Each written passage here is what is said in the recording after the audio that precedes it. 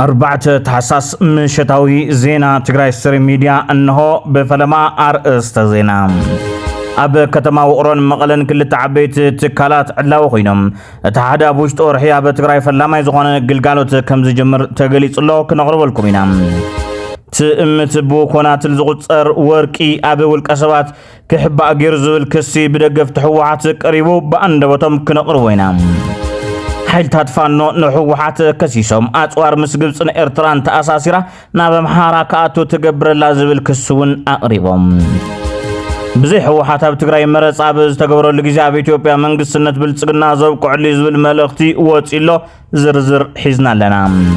اي تافتكرت بزعوا واننت حيلي حرام ريزرهب حدوش ملخت تحليف الله نسوون كنقربو لكم ينام بأمريكا عسرت إرتراويان بقبن تزرقحهم اللو اتشم زرزرو من زتخصصلو قبننا بزرزر حزنا يولنا نلومينا جو من كالوتن زيناتات حزنا لنا نمكتتالكم لايك مقبار جمرو سناي مكتتال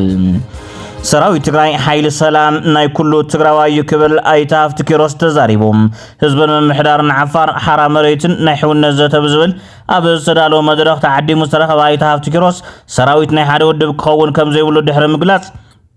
إذا سراويت ناي كلها بتقرأ زلوا ودبات طبعا مرنا يسمرت يقول ناي كالي ودب وقاني أيكونني للهم. ودنا كي متانو من يا سلام هاي لو تزيان ودو تزيان يا سلام هاي لو دزي سيمتا إني إيمان تجنيا عدلهم بلوني متا لمسالي ودمو تزيان إني أهون يسمرت مكتلي كمان برنا أهون مكتل بريزان يسمرت زيان هاي كده يسمرت هاي عدل ለኔም ለሌላው እኩል ነው የሚሰራው ያለ እኩል ነው የሚሰራው እኔ የሚቃወም ካለ እሱ ለሁለታችን እንደዚህ አይነት ስርዓት ነው መፈጠር ያለበት አለ ከኮር በላይ የሚባል አይደለም እኔ የህወሓት አሽከር ነኝ እንጂ የትግራይ ህዝብ አሽከር አይደለም ማለት ነው እኛ ደግሞ የትግራይ ህዝብ አሽከር እንጂ የሆነ ቡድን አሽከር አይደለም እንደዚህ ብለው ወጡ በባለፈው ትግል ላይ ነበሩ አሁን ይሄ የሰላም ኃይል ለትግራይ ህዝብ ለአፋር ህዝብ ያስፈልጋል ይሄ የሰላም ኃይል የእናንተ ኃይል ከናንተ ጋር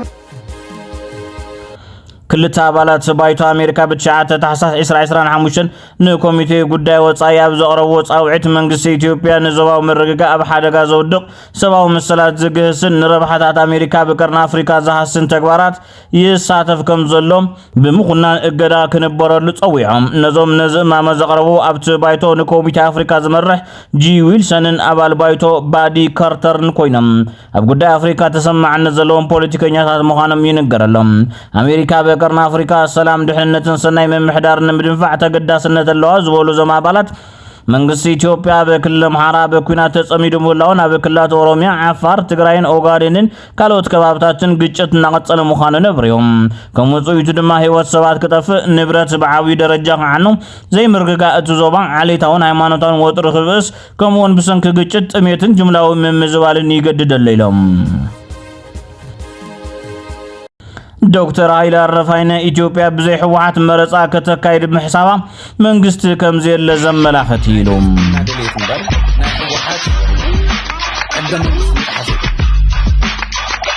حوحات كم كل انت الود بعثو إثيوبيا أني وانا فترة عدد الفترة تقال تولي نحمس عنا تاريخ كاسر رزمو حدش إنفان كنتا تنزل كولو وخلو يشيلو خبال عنو نزل تستغير ونزل حوحات المسرات ينورهم دليتن يقول وزلوا ريالهم رينا عبد الحميد تقرأي تعيش بس حوحات ذاته يدهم بوليتيكا وسانية وبوليتيكاهم بعلم يودوا أنا بنسر زي اللي خيب للو مرتابون نحنا حاجة زي فلتوا كيف يعطن هذا كتقصل اللي حبوا ناس تقصل مريحنا تنقصل بعض اللي مجمع كتقصل كان زي تقلت هاجر تردوه لحوحات متسري زمان عبد القراي مالس عم دبرينا إلى كم يجور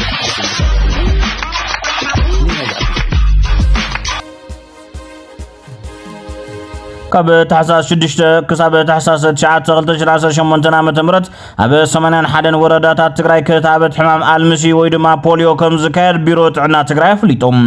እቲ ክታበት ግዝያዊ ምምሕዳር ትግራይ ካብ ዝባጽሕለን 81 ወረዳታት ኣብ ተወሰኽቲ 3 ወረዳታት ጸለምቲ እውን ነቲ ዘለሉ ኩነታት ብምግንዛብ ከም ዝካየድ ገሊጾም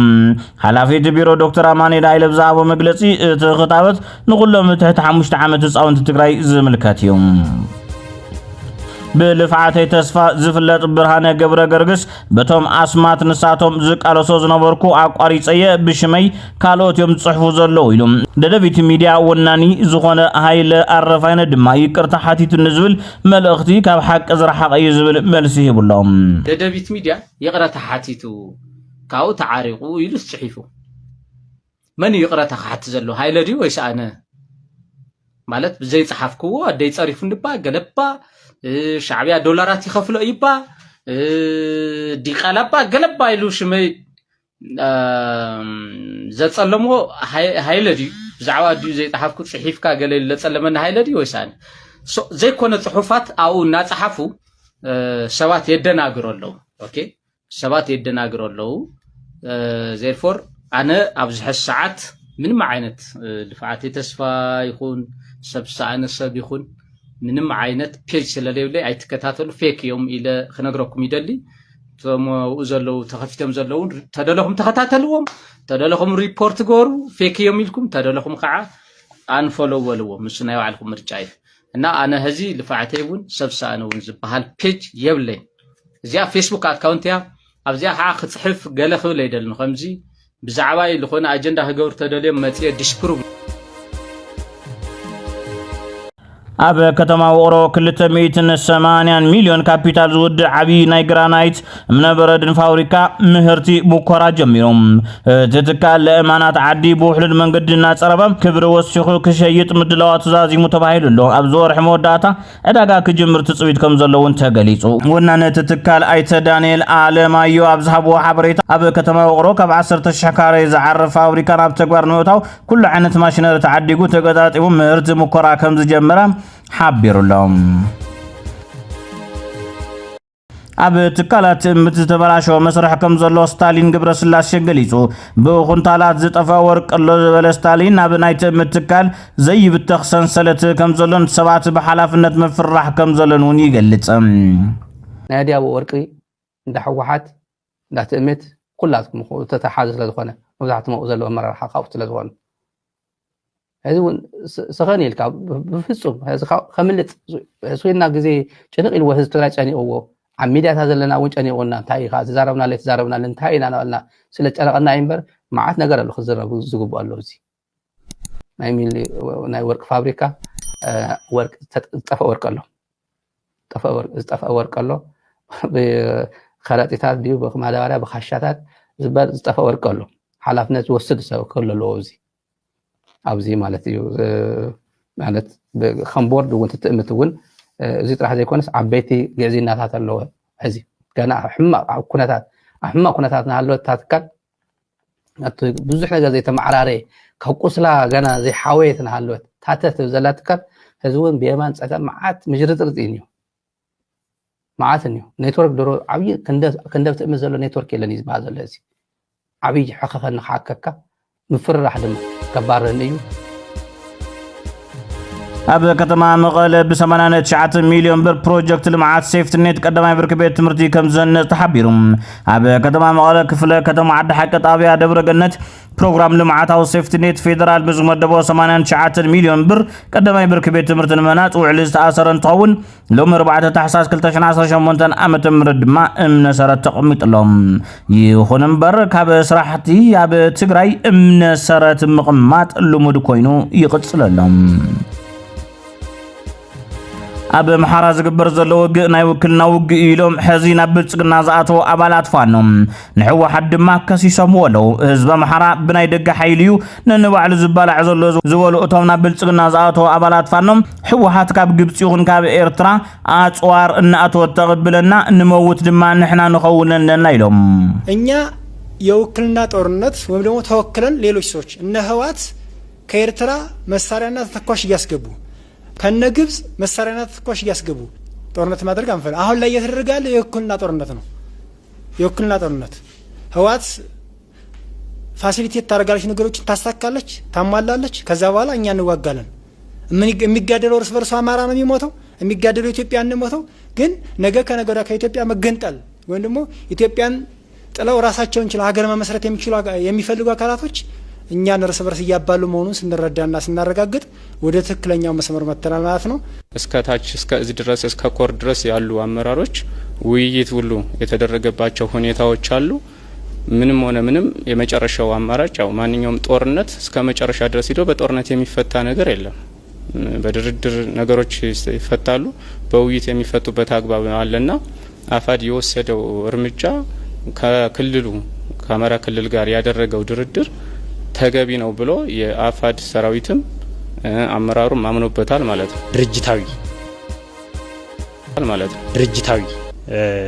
እንቅስቃሴዎችን በማድረግ ሁሉም የስራ አስፈጻሚዎች የኮር አመራሮች በመግባባት ህዝባችን ከዚህ በላይ ጦርነት መሸከም እንደሌለበትና ሌሎች ኢትዮጵያን ለአደጋ የሚጋብዝ እንደ ሀገር ሉዓላዊነቷን የሚያፈርስ ብሔራዊ ጥቅሟን የሚክድ እና የሚጎዳ እና ሌላ የአማራንም የኢትዮጵያንም ህዝብ ጥላቻ ውስጥ በሚከቱ አሰራሮች ያለባቸው ኃይሎች ወደዚህ ወደ ትግሉ እጃቸውን ያስገቡበት ሁኔታ ሲሆን ጠንከር ያለ ውሳኔዎችን ለመወሰን ችሏል ማለት ነው። ኣብ ኣሜሪካ ሽም ኤርትራውያን ብገበን ተዘርጊሖም ትራምፕ መምሕዳር ፕሬዚደንት ትራምፕ ኣብ ጉዳያት ኢሚግሬሽን ሃገሩ ጽኑዕ ስጉምትታት ኣብ ዝወሰደሉ ዘለዋን ክፍሊ ድሕነት ሃገር ኣሜሪካ ናይቶም ኣዝዮም ዝኸፉ ገበነኛታት ዜጋታት ወፃእ ዝበሎም ስም ዝርዝርን ስእልን ኣውፅኢሎም ካብቶም ብኢሚግሬሽንን ኣኽበርቲ ጉምሩክን ስሞም ዝወፀ ብዙሓት ሰባት ኣብ መንጎኦም 10 ኤርትራውያን ዝርከብዎም ኮይኖም ውዒሎም ዝተባሃሉ ገበናት ኣብይ ናይ ግዝኣት ከም ዝተፈፀመ እውን ዘጠቓለለ እዮም። እቶም ኤርትራውያን ብፆታዊ ምዝመዛ ትሕቲ ዕድመ ፆታዊ መጥቃዕቲ ዓመፅን ዘይሕጋዊ ምዝዋር ዕፀ ፋርስን ብረትን ስርቅን ምቕባል ዝተሰረቐ ንብረትን ኮንትሮባንድን ካልኦት ገበናትን ዝተኸሰሱ ምዃኖም እቲ ዝርዝር ይሕብር። ሮዳስ ተኽለ፣ መንሱር ማሊክ፣ ሓሰን ሱሌማን፣ ኢራም ኣስመሮም፣ ክብሮም ሃብተ ማርያም፣ ገብረ ህይወት ገብርየ፣ ፊሊሞን ገብረ ሚካኤል፣ መርሃዊ ዮሃንስ፣ ዜናዊ መሓርን ዳንኤል ተኽለን ዝተባሃሉ ምዃኖም እውን ዝረኸብናዮ ሓበሬታ የረድእ። ክቡራት ተኸታተልትና ንሰዓት ዝሓዝናዮም ዜናታት ነዞም ተኸታተልኩሞም ይመስሉ ነይሮም። ንምክትታልኩም ኣመስጊና። ሰላም ንህዝቢ ትግራይ፣ ሰላም ንኹሉ ወዲ ሰብ።